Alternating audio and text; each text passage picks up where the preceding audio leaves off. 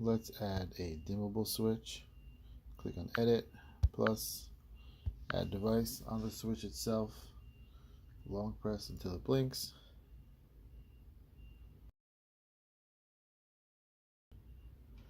And we'll choose dimmer switch. Okay, we'll call this dimmer. And location will be test. Next. Again, I can choose a light. No matter what I choose, it's going to add to my icon. You'll see what I mean in a moment. Again, I'll choose a simple one.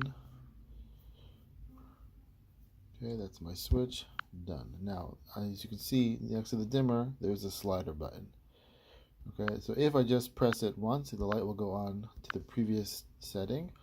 If I want to change the setting, I long press, and then I can change on the slider. And if I go back, it'll be set to, when I go on and off, the last setting that I had selected in the slider.